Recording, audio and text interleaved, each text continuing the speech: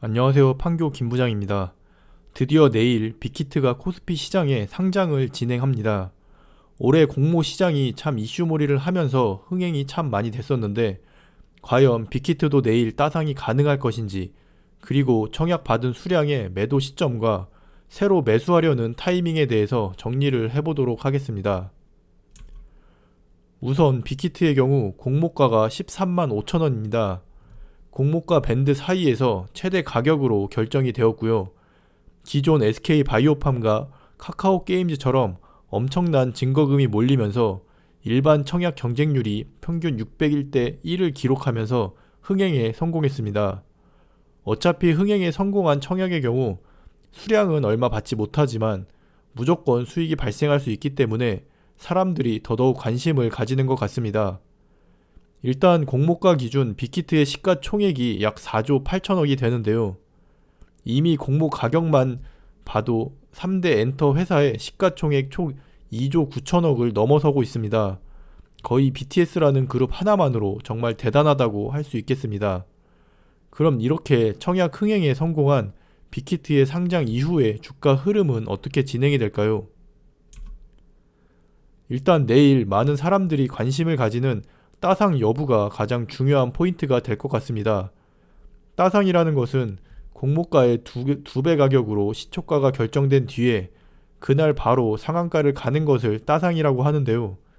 상장되는 주식은 상장일에 공모가의 90%에서 200% 사이에서 시초가가 결정이 됩니다. 장 시작 전인 8시 반부터 9시까지의 호가를 접수해서 시초가가 결정이 되는데, 빅히트의 경우 12만 1,500원에서 27만원 사이에서 시초가가 결정되게 됩니다. 청약에서 흥행을 하고 이슈가 되는 경우 시장의 관심도가 매우 높기 때문에 상장 초기 상승을 노리고 매수를 하려는 사람들이 많이 몰리게 됩니다. 빅히트의 공모가가 사실 좀 높은 느낌은 있지만 시초가의 경우 무난하게 공모가의 2배 가격으로 시작할 확률이 매우 높습니다.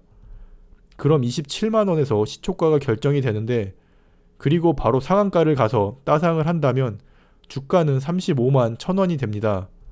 제가 카카오게임즈 청약을 하고 첫날에 따상을 갔는데 그때 공모가 대비 수익률이 160% 정도가 됐었습니다.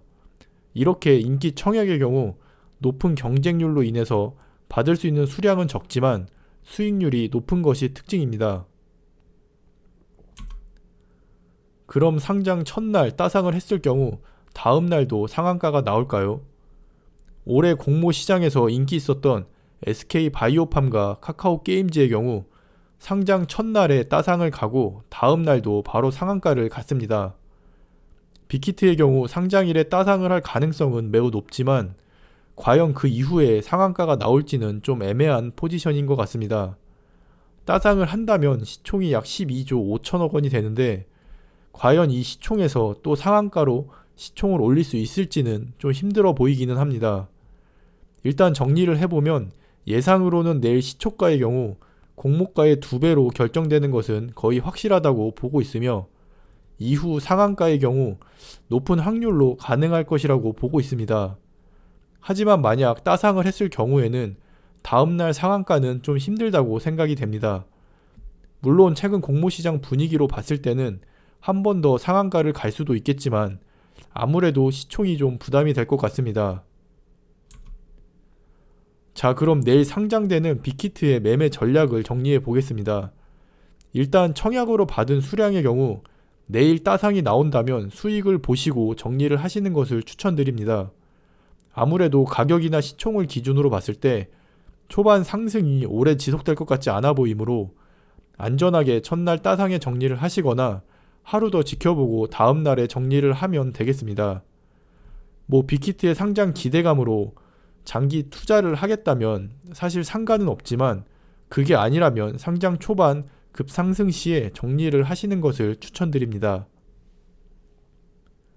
그리고 매수하시려는 분들의 경우 반대로 내일 따상이 나온다면 일단 매수를 하지 말고 주가가 안정이 될 때까지 기다리는 것을 추천드립니다.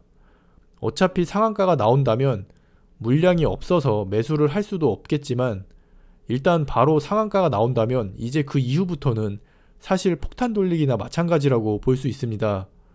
즉 언제 터질지 모르는 폭탄이라는 이야기인데 청약 물량이 얼마 되지 않은 개인들과는 달리 기관의 경우 많은 물량을 가지고 있으며 흥행에 성공해서 이슈가 된 만큼 많은 사람들이 몰리게 되고 이 청약 물량을 일단 가격을 띄워놓고 높은 가격에 일반 개인들에게 물량을 넘기게 됩니다. 그래서 상승 시에 갭으로 상한가를 가면서 물량을 안 푸는데요. 이때 계속 상한가를 갈 것 같아서 매수를 걸어 놓으시면 절대 안 됩니다.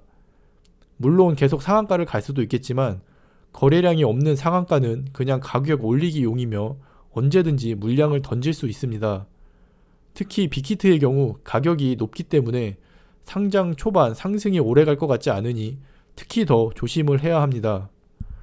만약 내일 충분히 물량이 나오면서 일반적인 상승을 한다면 단기 수익을 노리고 들어가도 괜찮을 것 같지만 급등이 나오는 경우에는 절대 추격 매수하지 마시고 지켜보시다가 상장 초반 상승이 끝나고 주가가 어느 정도 안정이 되면 그때 투자 기회를 보시는 것을 추천드리겠습니다. 자, 그럼 마지막으로 최근 상장을 했던 카카오 게임즈를 한번 보시겠습니다. 카카오 게임즈의 경우 첫날 상한가를 가면서 따상을 했는데요. 다음 날도 바로 상한가를 갔습니다.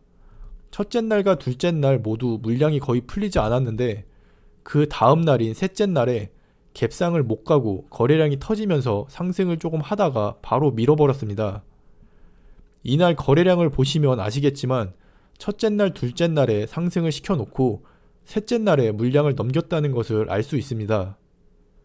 뭐 그 이후로는 사실 상승 주체가 없기 때문에 계속 하락이 나왔는데 약 5만원 정도 가격대에서 주가가 유지가 될 것 같습니다.